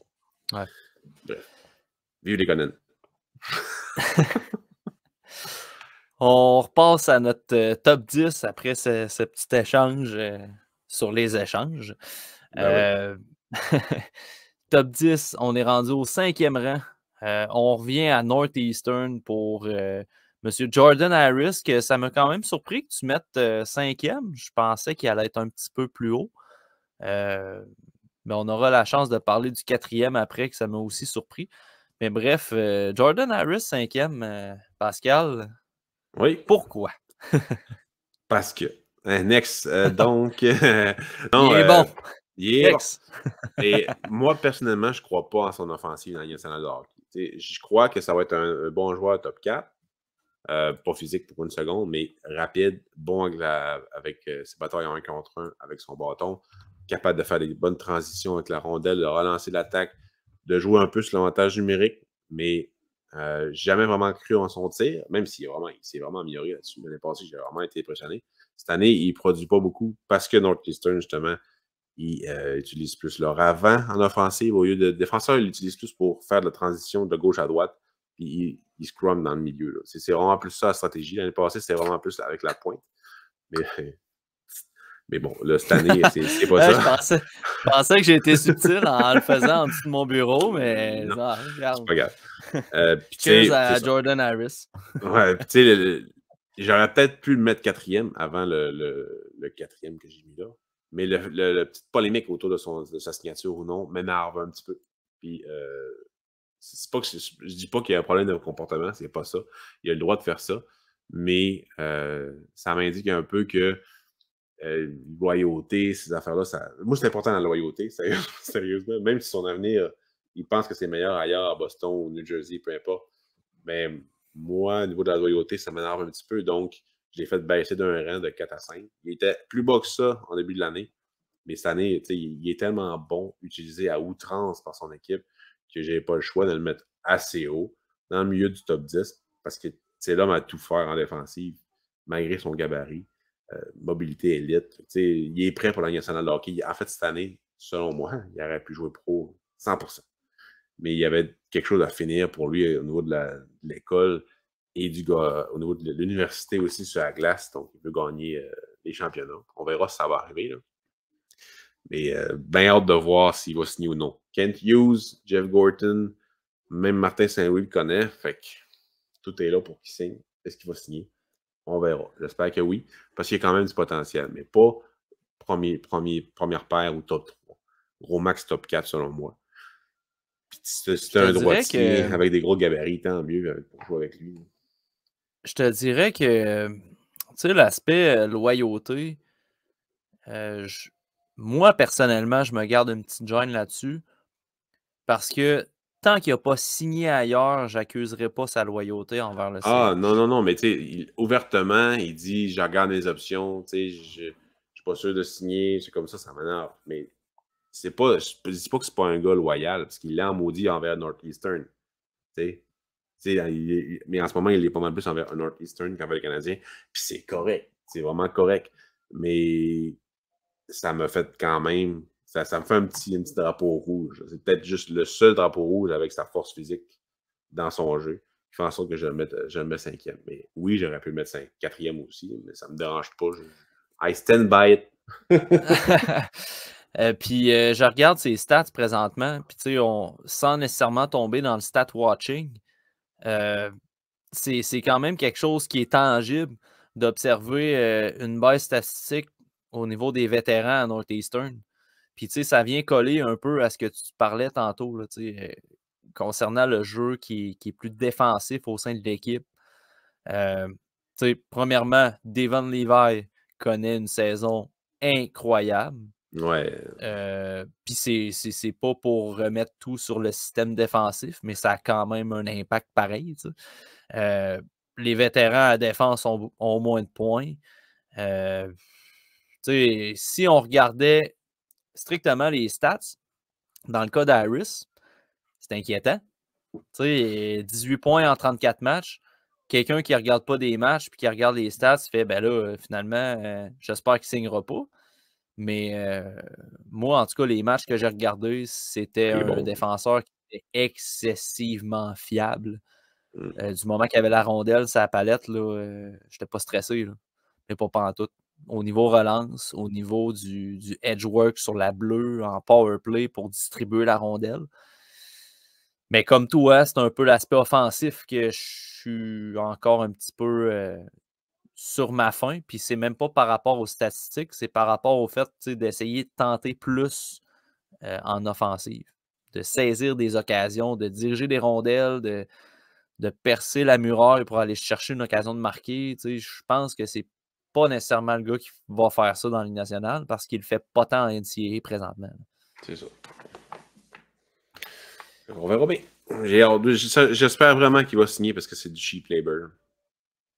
C'est vraiment du cheap labor pour le Canadien de Montréal qui va amener de la compétition aussi sur les deux dernières paires. La deuxième et la troisième avec les recrues, parce que Goulet va être là l'année prochaine. Lui aussi, Norlinder va se battre pour une place. Sami Nikou. Mais Kulak sera plus là. Fait que, c'est wide open. Sherrod ne sera plus là non plus. C'est vraiment wide open à gauche, puis un peu à droite aussi, surtout si Petrie part.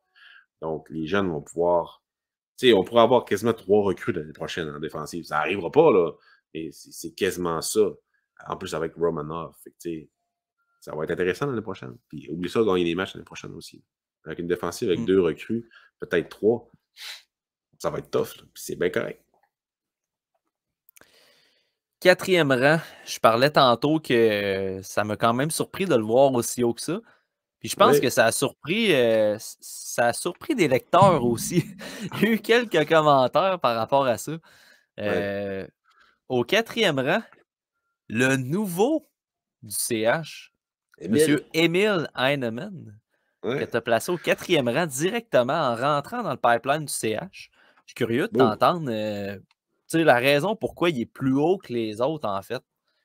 Parce que t'en as parlé dans le podcast, t'en as parlé aussi dans des textes, t'en as parlé aussi au podcast au balotage. Fait que t'en as parlé beaucoup d'Emile Heinemann. Quand il est arrivé, t'étais pas mal la référence pour savoir c'était qui ce gars-là parce que personne ne savait c'était qui.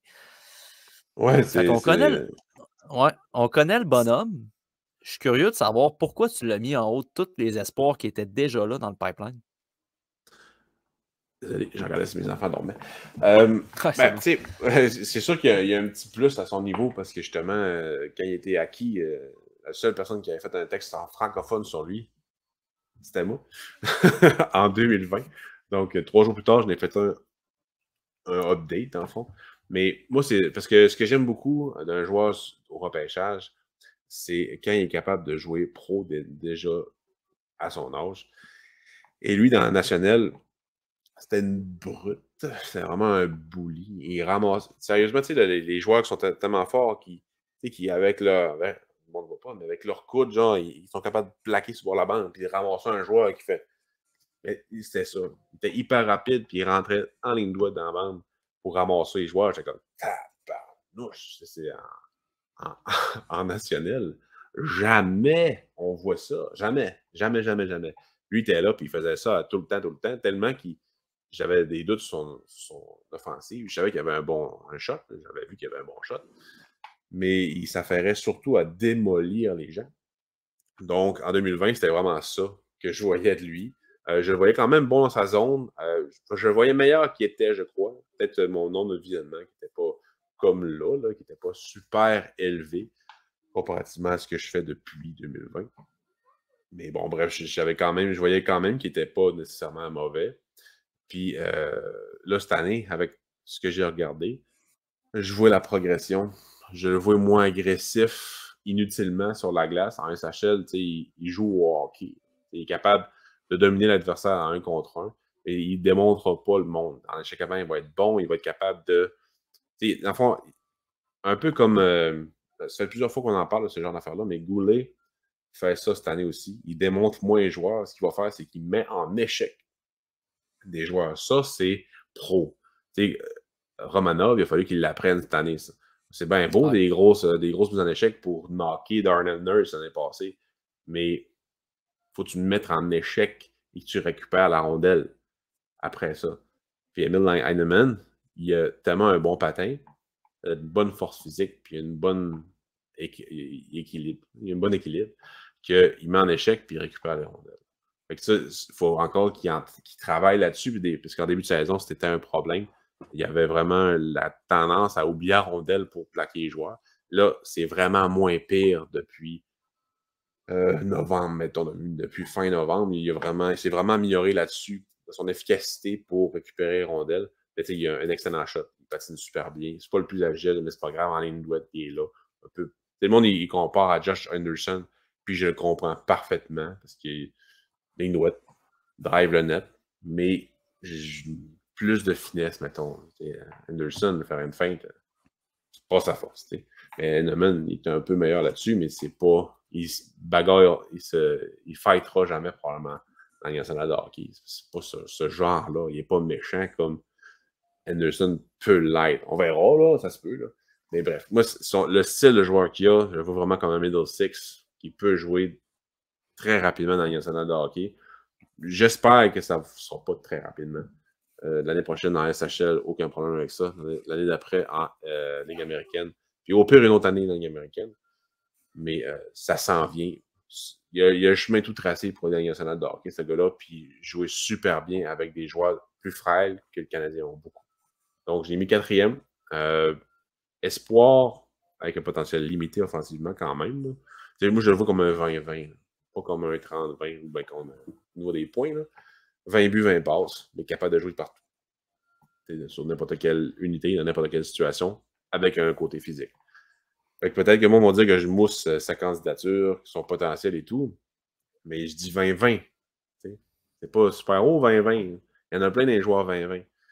Mais s'il est capable d'amener robustesse puis jouer sur l'avantage numérique puis désavantage numérique puis qui est rapide, ça reste vraiment intéressant. C'est surtout un gars dans le pipeline, un prototype de joueur qu'on n'avait pas à Montréal tant que ça. Tu sais, j'écris. Toc, non. Ouais, mais Toc, les fois que j'ai regardé cette année, je ne l'ai pas regardé, là, Toc. L'année passée, je trouvais que. Il était physique, oui, là, mais tu sais, moi, je trouvais qu'il n'était pas capable de réaliser une sortie de zone. C'était vraiment difficile. Non, il y a de la misère. Ouais. C'est ça, là. Fait que c'était peut-être moins style pro encore, mettons, de ce que Heinemann, tu peux me le décrire. Ouais. Mais tu sais, somme toute, c'est le genre d'espoir qu'on a moins un peu dans le pipeline. C'est intéressant. Puis il y a du caractère aussi, c'est ça qui est intéressant. Là. Il ne se laisse pas manger à l'une sur le dos. Là. Parlant de joueurs qu'on n'a pas beaucoup dans le pipeline, on saute immédiatement au 3e rang. Un défenseur droitier, mobile, offensif, qui a un excellent patin. M. Logan Mayou, qui est placé 3e. Ouais, 3e. Il avait essayé dans un rang. Mis 3e, parce qu'au début de l'année, j'avais mis 2e. Mais là, avec la saison que le 2e a, en ce moment, j'avais pas le choix. Là. Mais c'est ça. Fait que là, il me rassure beaucoup dans la Ligue de l'Ontario, Logan Mayou. Mais le fait, pourquoi il a baissé, tu sais, oui, la polémique, là, tout ce qui se passe, mais vraiment sur la glace, il n'est pas physique. Zéro, fuck all. Ça m'énerve. Parce qu'il pourrait l'être. Il l'était dans Hockey Ethan. Puis en ce moment, ce qu'il fait, c'est de l'offensive. Il gagne des points. Il fait des points, il fait des tirs au but. C'est correct, là. Genre, il y a un joueur, il y a un match, je pense qu'il y a 12 tirs tentés. 12 pour un défenseur. C'est quand même beaucoup. Mais il y a tellement un bon tir. T'sais. Je comprends, c'est correct. Il veut aider son équipe à gagner, mais j'aimerais voir plus de physique et tout. Mais au niveau du timing, il vient de commencer à jouer en janvier. Il a manqué il y a un an et demi. Donc, je peux comprendre là, que ce soit plus difficile à ce niveau-là. Mais c'est un excellent joueur de hockey. Est-ce qu'il va signer avec le Canadien? Si on verra. Je pense pas que Chantal Maccabi, Kent Hughes, Jeff Gorton vont l'abandonner, juste pas le signer. Mais ils vont l'aider à grandir et tout. On verra bien. Là. Parce qu'en ce moment, il y a de l'attitude en sacrament sur la glace. Il fait un but, c'est vraiment de Ah, la grosse attitude, puis il est il y a cocky. quelque chose. Il est cocky en Ouais. sacrament, Logan Mayou. Là. Puis malgré tout, là, malgré tout ce qui se passe, il ne faut pas qu'il attire l'attention sur lui. Maintenant, il y a eu un 2 minutes pour conduite antisportive, puisqu'il a chialé les arbitres. Il ne se passait rien. Il a été mis sous de bonne éventualité. C'est comme, whoop. D'après moi, il a donné la main à l'arbitre. Fait que, tu sais, dude, forme-là, joue au hockey. Fait que, moi, je l'ai baissé de 1 à cause de ça. Mais tu le vois qu'il est bon. C'est pas pour rien qu'il a été repêché en première ronde. Il aurait pu être même repêché avant ça. C'est des circonstances un peu spéciales. Là. On verra ce qu'ils vont faire avec lui, là, mais pas pour rien qu'il est troisième sur ma liste. Il est vraiment bon. J'ai pas scouté Logan Mayou, puis c'est exactement pour ça que j'ai pas voulu faire un top 10. Parce que je suis pas mal sûr que Logan Mayou aurait figuré dans mon top 5. Puis je trouvais ça malhonnête de le mettre là pour un échantillon de 2-3 matchs. Là, parce que c'était pas mal tout. Ton style, selon ton style, selon moi, tu l'arrêtes dans le top 5, assurément. Top 3 peut-être. Tu l'as quand même vu en Suède dans son année de repêchage, mais tu sais, c'est une ligue de Ouais, marde. je Il y a l'avais vraiment pas une. aimé. Mais tu sais, il est dans un cadre qu'on connaît plus. Fait que tu peux Ouais. vraiment apprécier ce qu'il est capable de faire, mais tu vois vraiment plus ses défauts. Parce que là, c'est pas tout le système qui est mauvais à London comme était en hockey Ethan. Là, c'est lui. En Ouais, défensive, c'est ça. il est tête folle des fois. Tu sais, il a des bons reads des fois, mais tu fais comme ouh, comme oh, crème, OK. Il y a de la misère, là. Ben, Je ça me croyais surprend plus que tu me tout que dises. ça. Ça me surprend, Pascal, que tu me dises qu'il y a de la misère parce que quand je regarde mon fil Twitter, ça a l'air d'être un candidat pour le Norris. Ouais, non, mais tu sais, il fait des bons jeux des fois. Il n'a pas nécessairement un mauvais bâton, mais c'est ses reads. C'est un peu comme Jerry Check. Tu sais, des fois, il va faire oh, c'est super beau ce qu'il vient de faire là. Mais d'autres fois, tu vas faire ah ben, qu'est-ce que tu fais là? Tu sais pas tout ce que tu fais en ce moment. Tu n'as pas la bonne lecture pendant tout. Je dis read, là, je vais dire lecture, désolé le mot, pour le mot en anglais. Mais tu sais, puis c'est pour ça qu'il probablement qu'il n'y a pas de mise en échec, c'est qu'il est en retard souvent sur le jeu. Et il est trop tard pour aller chercher la rondelle. Fait qu'il utilise plus le bâton. On verra Mais ce que ça va donner. Il est dans mon système. Là. je pense que c'est quand même des choses qu'on peut attribuer par le fait que ça fait longtemps qu'il n'a pas joué non Ben plus. oui, c'est sûr, ça aide Puis pas. Là. tu sais, je veux dire, c'est une propriété du CH, qu'on le veuille ou non. Là. Ouais. Puis on va continuer de le regarder. Tu sais, je veux dire, la saison, là, cette année, là, ben, il y en a une autre l'année prochaine, puis tout. Fait que, tu sais, si cette année, il se concentre à récolter des points, puis c'est bien correct qu'il nous démontre son côté offensif, mais que l'année prochaine, il arrive, puis un peu à la Goulet, là, tu sais.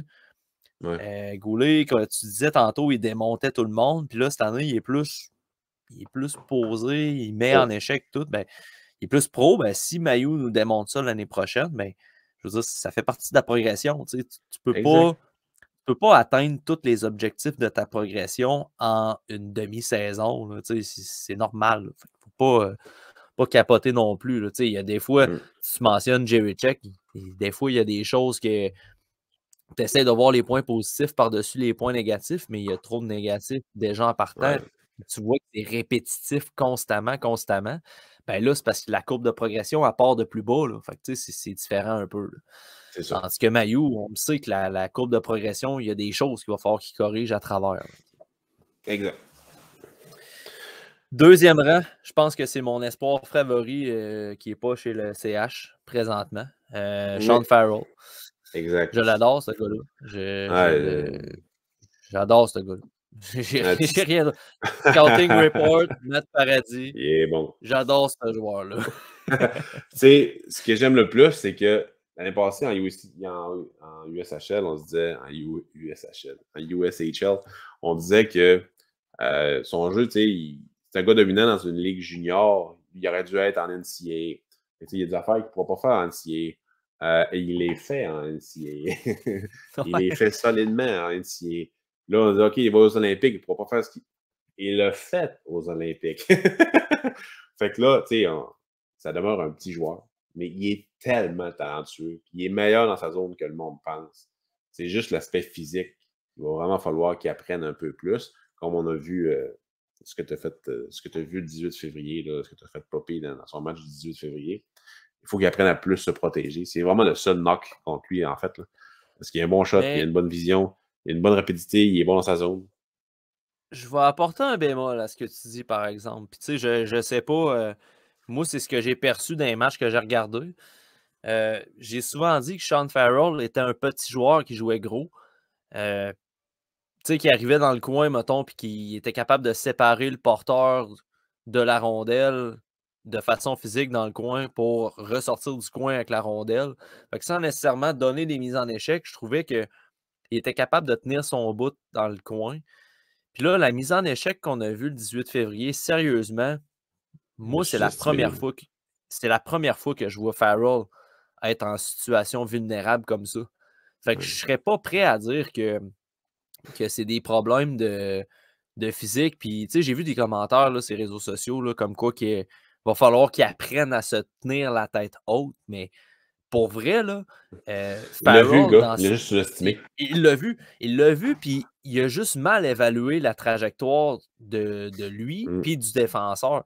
Puis sérieusement, là, de tous les matchs que j'ai regardés de Farrell, la chose qui me sort le mieux dans son jeu, là, c'est ses entrées de zone. Ses entrées de zone, là, c'est dans sa spécialité comme puck carrier. Il rentre la rondelle dans la zone, puis le jeu progresse constamment, soit en gardant la rondelle, soit en passant, en déjouant, en allant chercher une allée d'attaque, soit un passing lane ou... un couloir, ouais, c'est ça. Il va chercher ses corridors d'attaque puis tout. Puis là, quand j'ai vu cette mise en échec-là, la première affaire que j'ai pensé, Chris, il est-tu revenu trop vite au jeu après les Olympiques? C'est la première affaire que je me suis dit. Sérieusement, là, à ce point-là, parce que je ne pouvais pas concevoir que Farrell se mette en situation de vulnérabilité comme ça. Puis, je pense que c'est le podcast La Relève qui disait que sur Twitter que Farrell, c'était comme un guerrier qui revenait au jeu rapidement, puis déjà de retour au jeu en venant des Olympiques.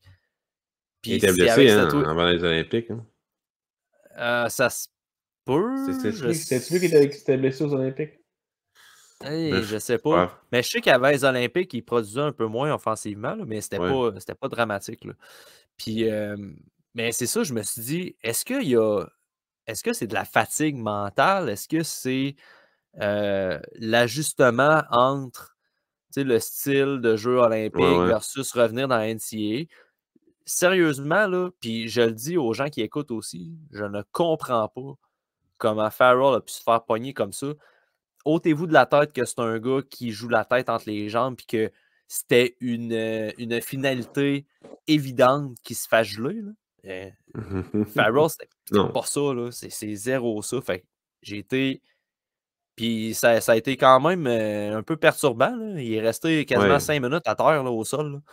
Je te dirais que dans mon sous-sol, en train de regarder la game, je trippais pas trop. Là. Puis quand il se lève avec les petites jambes spaghetti, là, les spaghetti legs. Ouais, ça a cogné. C'était pas chic. C'était pas chic. Mais c'est ça. C'est juste mon bémol sur Farrell. C'est pas quelque chose qui était prévisible, qui se fait geler comme ça de par son style de jeu. Mais vraiment. Quand je dis que l'aspect physique est un problème, je parle pas de ça, de ce genre de situation-là. Mais des fois, à 1 contre 1, quand il y a vraiment un gars plus fort que lui, que le gars demeure pas haut, Et quand le gars demeure haut, il peut gagner n'importe quoi contre ce gars-là. Mais quand le gars gros, fort, il demeure bas, puis qu'il donne sa monnaie de sa pièce, là, la monnaie de sa pièce, il a tout talent. C'est normal, il est jeune. Là, c'est bien correct. C'est un petit joueur. Ça va arriver à tous les petits joueurs. Il faut juste qu'ils apprennent à bypasser ça. Puis ça va venir avec l'expérience. Moi, j'ai vraiment confiance en Sean Farrell. Ce gars-là, il va jouer dans le national de hockey sur le deuxième trio de de Montréal. Puis sur l'avantage numérique, aucune misère à penser ça. Surtout avec Martin Saint-Louis. Ouais. Puis, tu sais, Farrell est tellement un gars intelligent, autant en dehors de la patinoire que sur la patinoire. Il y a eu plusieurs reportages par rapport à ça. On l'a déjà écrit sur le site aussi. C'est tellement un gars intelligent qu'il va arriver dans la grande ligue, puis, tu sais, les défenseurs, ils vont rester bas, là. Tu sais, ils vont savoir que contre Farrell, ils ont l'avantage physique. Mais Farrell, avec l'expérience, comme tu dis, va trouver sa façon de faire progresser le jeu, malgré qu'il y ait un désavantage au niveau physique. Puis c'est ça, c'est vraiment un joueur intelligent. Puis c'est quelque chose qui ressort énormément de son jeu, faire progresser le jeu. Puis avec l'expérience, il va être en mesure de contrer ce manque de physique-là, je pense. Oui, puis tu sais, avec un Coco Phil a vraiment bien réagi au traitement Martin Saint-Louis. Puis je pense que Farrell va vraiment bien s'adapter à cause de lui aussi, je crois. Là, ce qu'il peut y amener comme motivation, comme truc, puis comme truc de même, mais je pense que ça va vraiment aider. Personnellement, je trouve que c'est un des gros points forts de Martin Saint-Louis, c'est les petits joueurs. C'est ça dans la Ligue nationale de hockey. C'est la nouvelle Ligue nationale de hockey. C'est les petits joueurs rapides, talentueux, à cause de l'accrochage, des pénalités et tout. Là. Fait que Farrell, il est exactement là-dedans. Cofield aussi. Fait que selon moi, ça va vraiment être parfait d'avoir Saint-Louis pendant que ces deux joueurs-là commencent en Ligue nationale de hockey. On verra, là. Farrell va jouer une autre année sûrement dans la NCAA. Puis après ça, il va probablement jouer dans la Ligue américaine ou dans la Ligue nationale de hockey. Il va avoir 22 ans à ce moment-là. Fait que, 21 et demi probablement. Là. Fait il n'est pas si loin que ça. C'est juste qu'il y a une escalade de choses qu'il va falloir qu'il apprenne pour pas qu'il se fasse démonter ou juste qu'il perde toutes ses bagarres en 1 contre 1, justement, comme on a dit. Fait que, pour ça qu'il est deuxième. Il pourrait être premier aussi. Sérieusement, il pourrait être premier. Au niveau potentiel offensif, il est premier. Il bat tout le monde. Oui. Puis je saliverais de voir un premier trio composé de Nick Suzuki, Cole Caulfield, Josh Anderson. Deuxième trio, Sean Farrell, Juraj Slavkovski. Puis whoever the fuck tu veux mettre au centre sur le deuxième trio. Connor Bedard. Non, mais tu sais, mettons que le CH ne repêche pas premier puis que c'est pas Wright, mais même à ça, même avec Wright. Même avec Wright. Hey, Wright puis Farrell, deux joueurs excessivement intelligents avec beaucoup de talent. Tu mets un power forward à la Anderson avec ça, là, puis c'est dans la poche. Là. La Coupe Stanley, mon Pascal, la Coupe Stanley. La Coupe, ça sent la Coupe! Mais non, Elenon, non, il n'y a personne qui a ce profil-là pour jouer avec eux autres. Peut-être qu'il va être repêché cette année ou l'année prochaine. On verra. Ou un joueur sur les agents libres. On le sait pas. On le sait pas. Ou les transactions, on ne sait pas. Hey, on termine avec le numéro 1. C'est pas de cachette. S'il n'était pas dans le top 10, ça serait un méchant problème. Kaden Goulet, qui a été échangé cette année, qui est passé de Prince Albert à Edmonton avec une équipe très boostée. C'est très hot à regarder cette équipe-là. Qu'est-ce que tu trouves cette année dans le jeu? On en a parlé un petit peu, là, qui joue plus pro, mais maintenant qu'il est dans un club où c'est pas lui le centre d'attention. À Prince Albert, c'était pas mal lui. Là. Quand il était pas là, les Raiders, c'était pourri. Là. Non, c'est ça. Quand il était pas là, Goulet, c'était ordinaire un peu. Maintenant, il se retrouve à Edmonton. Comment tu vois son jeu au sein d'une équipe aussi boostée que les Hawkins? C'est same old Kaden Goulet. Il amène ce qu'il amenait. Peut-être qu'il y a moins de pression, puis ça lui fait du bien, mais personnellement, sur la glace, c'est le même joueur. Il a moins de responsabilité en offensive un peu, mais il est encore là. Il crée encore son offensive en dirigeant des pucks au net. Excellent dans sa zone. De plus en plus mobile. Ça, c'est quelque chose aussi de plus en plus confiance en sa capacité à faire progresser le jeu, ton expression favorite. Donc, ce gars-là, il est prêt. Dès l'année prochaine, il est prêt.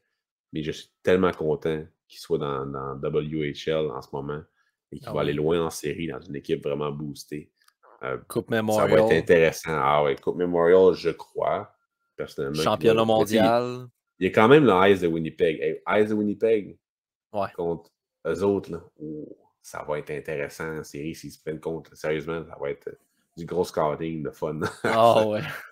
Hey, j'ai quasiment le goût d'y aller en personne. Ouais, c'est ça.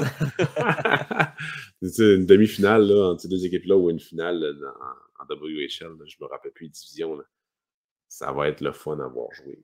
Sérieusement. On verra pour la Coupe Memorial, mais ils ont le talent pour se rendre. Là. Solide. Là. Ils ont tout. En tout cas. Pass de Regional aussi, ils sont quand même pas pires, mais je crois plus en leur chance à eux autres. Mais les trois gros clubs, pareil. On va se le dire. Là. Cette année, la CHL est quand même intéressante.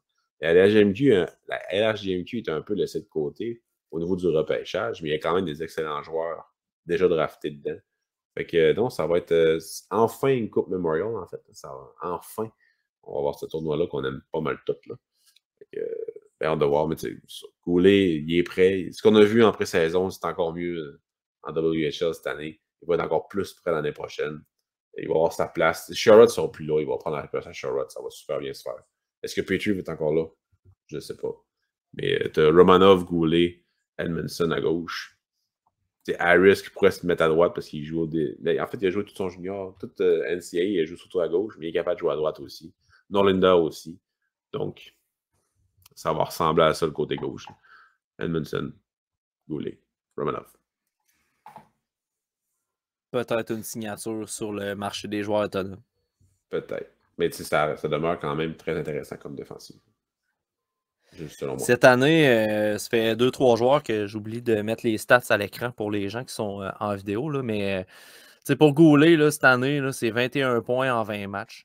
Fait que, il est point per game dans une équipe qui est quand même assez boostée. Normalement, quand tu as plusieurs joueurs de talent, la production offensive va comme un peu se diluer à travers les joueurs là, parce que le talent est un peu réparti auprès de tout le monde. Tu n'es pas le centre d'attention offensif ou peu importe.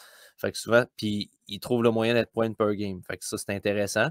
Surtout avec le fait que tu disais qu'il travaille son timing, qu'il essaie moins de démonter les gens, qui corrige l'espèce de Romanov pré-2021-2022, ben Goulet le corrige déjà dans la ligue de l'Ouest. Fait que ça, c'est le fun. C'est des ajustements qu'il n'y aura pas à faire rendu dans l'alignement, comme Romanov a dû faire. T'sais. Fait que ça, c'est le fun à entendre pour vrai. On est vraiment content de ça aussi. Il est plus stable. Ça rend juste sa game plus stable en tout point. Fait que c'est ça qu'il fallait qu'il fasse. Yes. Donc, top 10 complété pour les espoirs du Canadien. Le texte est disponible dans la section TSLH Espoir. Non, dans la section du site web. Dans la section du Canadien, exactement. Sur le site de toutsurlehockey.com, vous avez accès. Sinon, la barre de recherche marquée top 10. Voilà, top 10. Elle fait vraiment bien la barre de recherche. Dès que le Canadien va acquérir un nouveau joueur, là, marquer son nom dans la barre de recherche, tous les textes avec ce joueur-là vont sortir, que ce soit des textes de repêchage ou non. Oui, la petite barre de recherche là, dans le menu des 3 lignes là, sur le site. Vous trouvez ça là. Sinon, googlez top 10 Espoir du CH TSLH. Puis du moment que vous écrivez quelque chose TSLH sur Google, vous allez trouver notre stock, c'est sûr. Même sans l'écrire, des fois, on sort aussi. Mais ouais, bref. Merci à tous d'être à l'écoute. Je tiens à le dire encore une fois, un gros merci.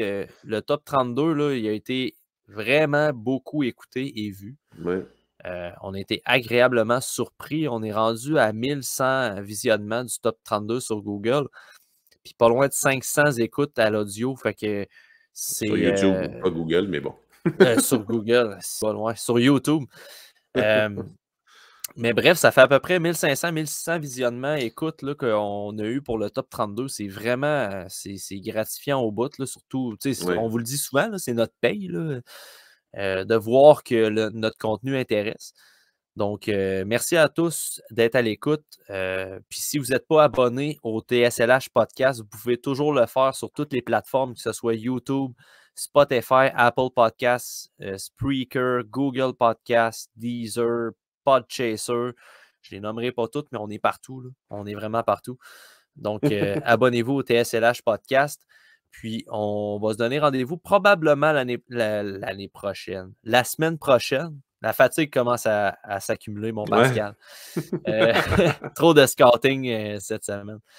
On va se donner probablement rendez-vous la semaine prochaine avec Max pour un petit épisode avec des chroniques individuelles comme on fait à l'habitude. Donc, merci à tous. Puis, on se revoit la semaine prochaine. Bonne soirée.